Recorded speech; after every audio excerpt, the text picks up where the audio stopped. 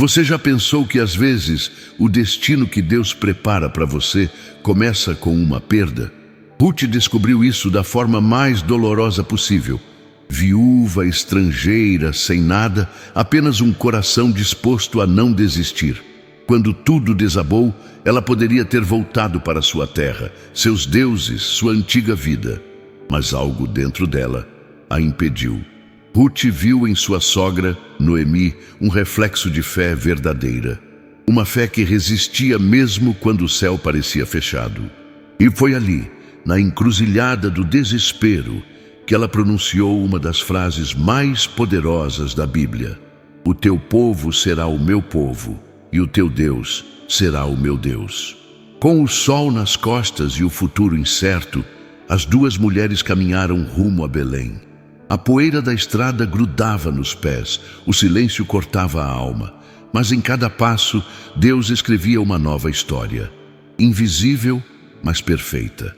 A mulher que todos chamavam de estrangeira estava prestes a se tornar o elo de um plano que mudaria a humanidade. Porque às vezes a fidelidade a um simples sim abre portas que o mundo nunca imaginaria. Belém. O nome significava Casa do Pão. Mas quando Ruth e Noemi chegaram, o pão havia se tornado escasso, e a esperança também. As duas mulheres, cansadas e marcadas pelo tempo, caminharam pelas ruas onde todos as olhavam com curiosidade e piedade. Noemi, outrora respeitada, agora voltava sem marido, sem filhos, apenas com uma nora estrangeira. Mas Ruth não via vergonha, via propósito. Quando outros viam miséria, ela via um campo fértil de possibilidades. "Deixe-me ir aos campos", disse, "para recolher espigas atrás de quem me permitir." Noemi assentiu. E assim, sob o sol ardente, Ruth começou a colher o que os ceifeiros deixavam para trás. O suor escorria em seu rosto, a dor pesava em seus ombros, mas havia uma força invisível conduzindo seus passos, a providência divina. E foi nesse esforço humilde que Deus moveu as peças do destino. Entre grãos e poeira, Ruth se aproximava do homem que mudaria sua história.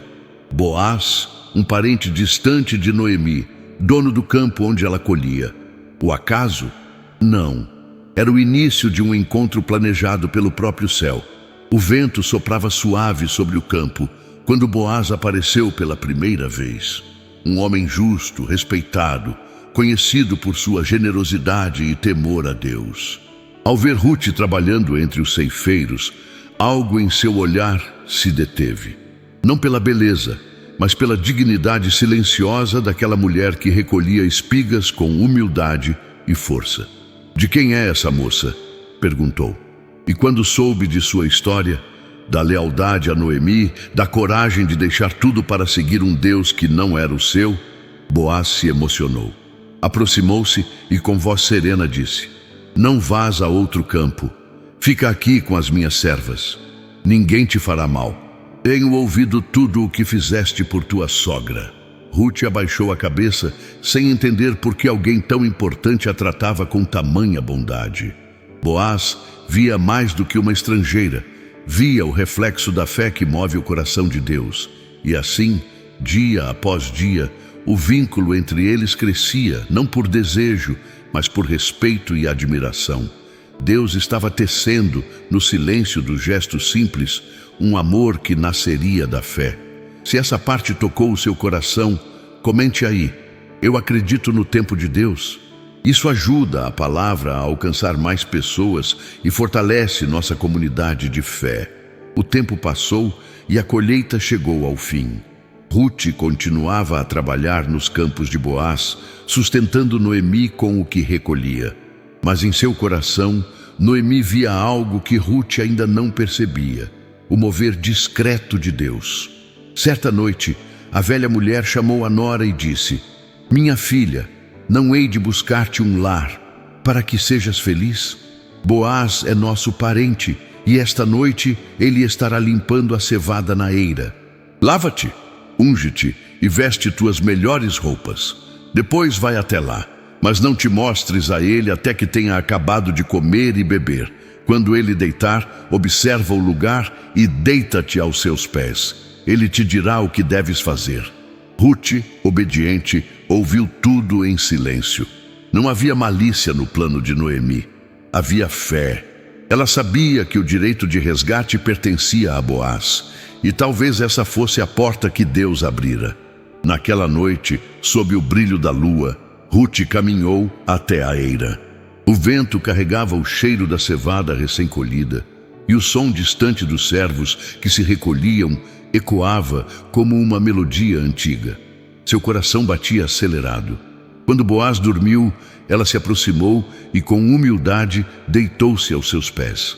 A cena não era de sedução, mas de entrega e confiança. Era o início de um destino que uniria fé e redenção e mudaria o curso da história. Se você confia nos planos de Deus, comente. O tempo dele é perfeito. A noite envolvia a eira com um silêncio sagrado. Boaz despertou repentinamente, sentindo algo aos seus pés. Ao olhar, viu uma mulher deitada ali. Surpreso, perguntou: "Quem és tu?"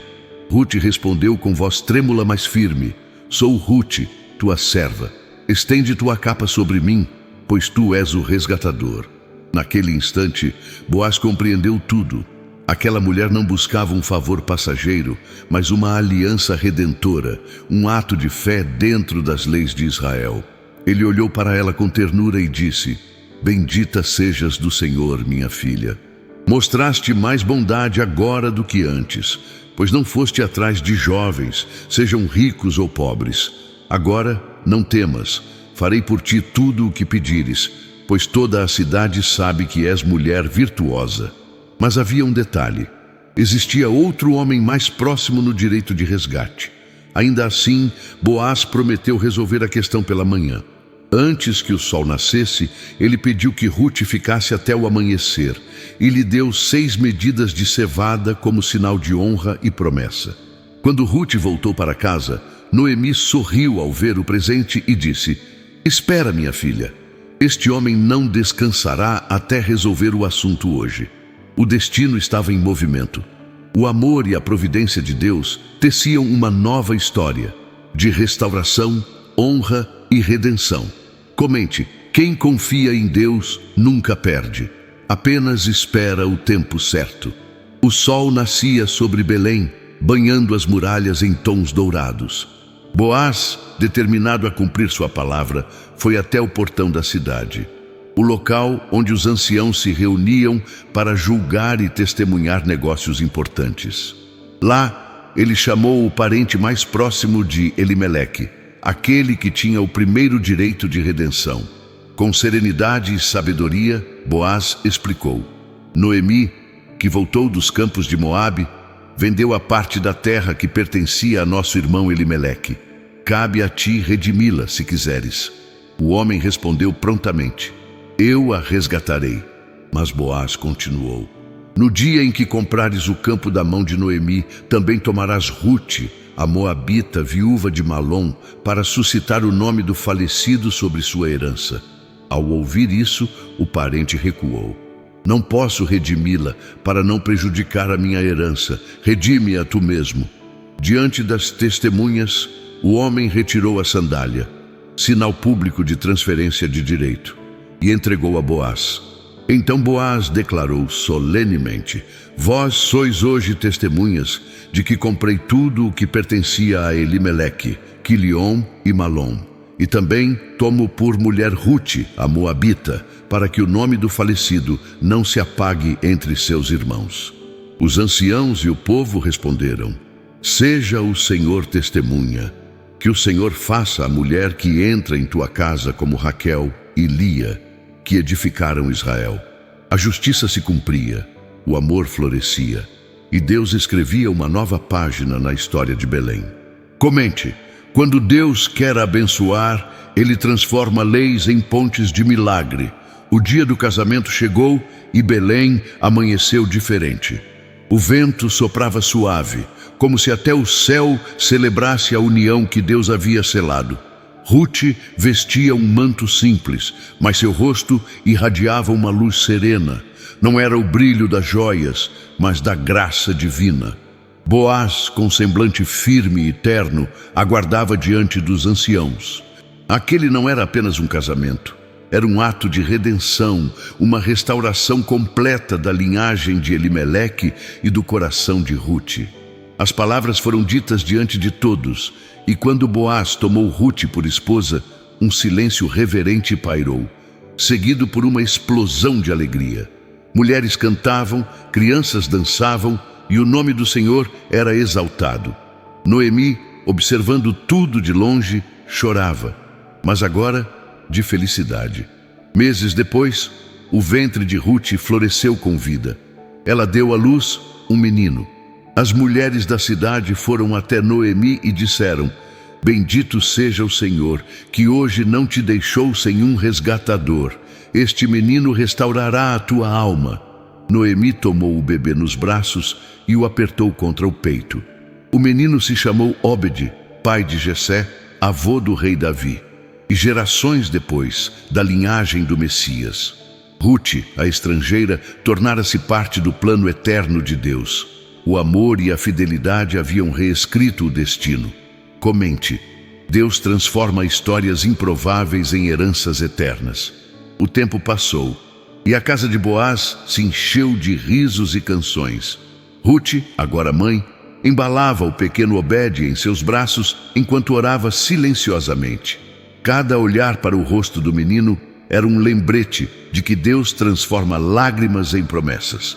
Noemi, ao lado, sorria com ternura.